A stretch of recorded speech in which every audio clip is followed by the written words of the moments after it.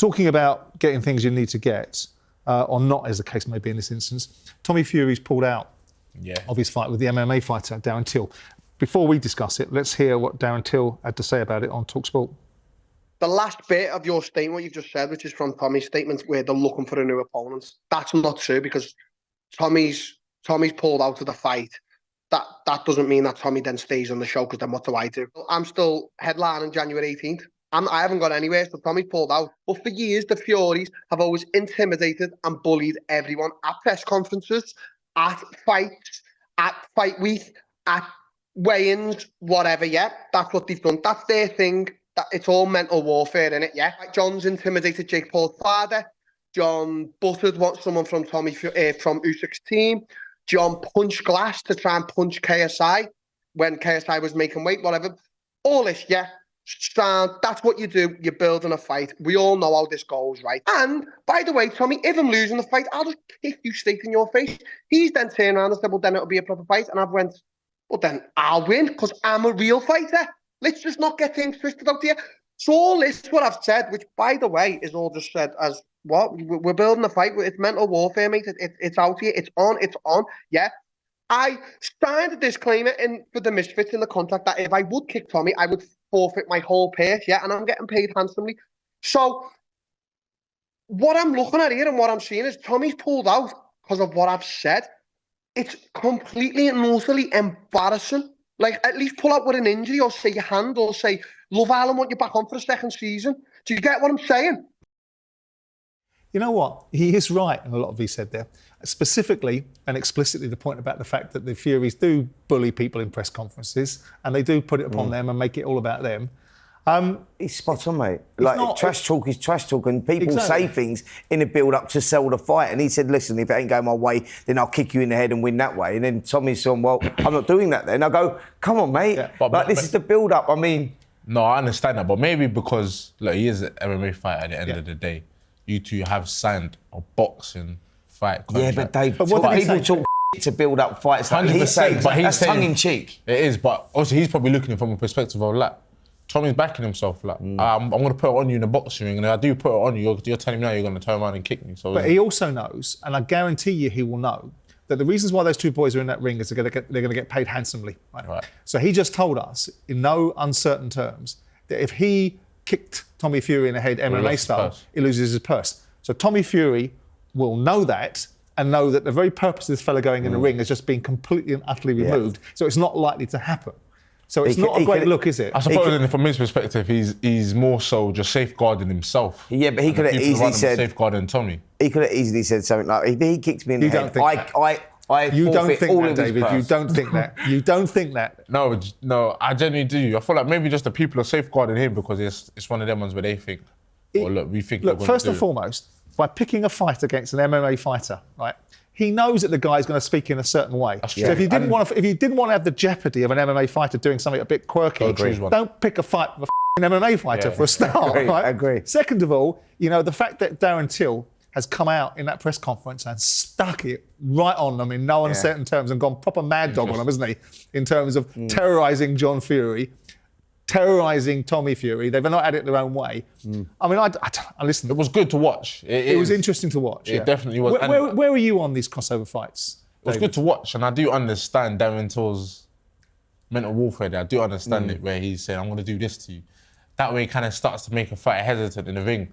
But where am I in terms of these crossover matches? I think, I don't really have an opinion on it because... Did you watch Jake Paul versus Mike Tyson? I did watch that fight. You didn't? I did. You did? I did, yeah. Why? It was entertaining. It was one of them things where, why wouldn't you watch it? There you go. I mean, have you seen it, Sam? I don't know what you... No, I didn't actually. Have you seen the replay? Have you seen the replay? No, not at all. So you haven't seen one punch thrown in that punch? Not at all. That fight. And I don't know what you're laughing for, because you were out there as a media going, this is a legitimate fight. Mike Tyson could win it. Fight. I got caught in the trap going, I'll get a chance to see Mike Tyson do the ring walk again. I enjoyed it. Entertainment, mate. Like, that is the world that we live in right now. If you don't like it, don't watch it. I still reckon he watched it, by the way. He did watch it. He did watch it. You're telling me I just saw one punch. I promise you, on my children's life, I didn't watch it. I thought it was a ghastly event. I thought it was a 58-year-old man going in against a 27-year-old moderately fit athlete. Would you agree that it was a good business move? financially. Yeah. Brilliant. But these clowns were running around billing it as a legitimate fight. Look at his face. He definitely watched it. No, I definitely watched it. If I watched it, Spence, I'd have told you I get a lot of things wrong. I categorically didn't watch it. Would you fight? Would you fight a YouTuber if you were being offered a big barrel of money? I'll be real with you. There's no real need for me. It doesn't really. If I get a one-off, hey, do you want to take this? Little 5 mil on the tape to go and beat a YouTuber. That's a legal homicide. I would do it, and I'll let my hands go back home, and I'll get back to what I do. But I don't want to get caught up in that. So I wouldn't want it to be a thing where I do it once and then you're sucked into that world. Sort of sooner or later you start to kind of drift into that sort of avenue because it's not my avenue. It's not what I joined boxing for. Do you like what they're doing? Do you go along the argument that they're good for this kind of revolution that's going on with Jake Paul and interests and everyone else that's around it, with its KSI and all? Do you think that's good for boxing? Do you like the reality of it? It brings eyes to the sport, but it can make the sport look a little less professional. Credible. Less credible because it starts to look like, well, everyone's a fighter now, and I think they don't know how hard it really is when you get in there with actual fighters. I feel like it's not so bad because obviously in the misfits and whatnot they're kind of fighting at the same sort of level. But when you start to get in there and you start to really climb up the ranks, it's gonna be dangerous, man. And one punch can change it all. Talking about credible, what did you make of? I mean, I'm a big fan of Billy Joe Saunders. You know, I like Bill a lot, but he's weighed in with the idea that he'll have a fight with Darren Till. Well, first of all, is that likely to happen? And B, does Bill need to be making that sort of indexing? He's away on holiday, actually. I was trying to get him to come on and explain that. Was he? Yeah, absolutely. It's an interesting one, isn't it? Like, you go, look, he smelt the pound note. That's all it is. Yeah. That's all it is. Like, I thought that Billy was coming back. Yeah, he's got a few quid anyway. But listen, but I think that he just sees an opportunity. Well, he told me he was coming back at 175. He told me last November, a year ago, that he was coming back at light heavy at 175. Yeah. I think weight has been a big battle for him and a big struggle for him, and maybe motivation. And maybe he senses something like Darren Till and thinks, I'll take that. Yeah. Why not? I mean, we talked about levels to the game here. You put Billy Joe Saunders in with Darren Till. He's from a different discipline. Don't mess around with Billy Joe in a boxing ring.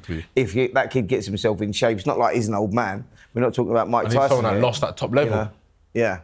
So got him going against Darren Till, like you said, obviously he smart the money. So he's obviously, for him it's, I'm going to get paid to be absolutely. Absolutely. That's what I'm saying. Like, there is a home for that now. But we all know it, right? It's HOUSERY from Tommy Fury, though, isn't it?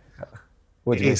Not fighting Darren Till. Oh, it's terrible, mate. Come on. I've got to get one controversial. It is HOUSERY, I'm with you. HOUSERY in what sense then? He's fighting an MMA fighter. Yeah. He knows the game. He knows what's being said to him. He knows what the potential challenges are. He knows that the fighter isn't going to kick him in the face because he's got a contract that's going to pull all his money away. That is my version of HOUSERY. He's starting to sound like he cares now, isn't he? Would you have tuned in to Darren Till, Tommy Fury fight? I might have done, actually. Yeah, there you go. I might have done. Because purely and simply for the very reasons that you said. That is being a hypocrite, by the way, when you're talking about Mike Tyson, an icon, a boxing legend. Have I started something? Darren Till is a professional athlete, still in a reasonable level in his career. Mike Tyson was a candidate for osteoporosis. Yeah, but it's an iconic figure, mate. You get to see him ring walk again. We knew what it was. Yes. Like, you just do that and you go, he's in with a YouTuber. Who was going to win out of Jake Paul, Mike Tyson? I thought Mike Tyson was going to win, This is what I mean. I'm not going to lie. You did? Yeah. Right, that's it. I've had enough. Enough of this, right? Right, that's it for episode 99 of Talk Boxing with Simon Jordan and Spencer Oliver. David, thank you very much. Have a good Christmas. And we'll see you next time out, which is going to be what? Oh, the 100th edition. See you then.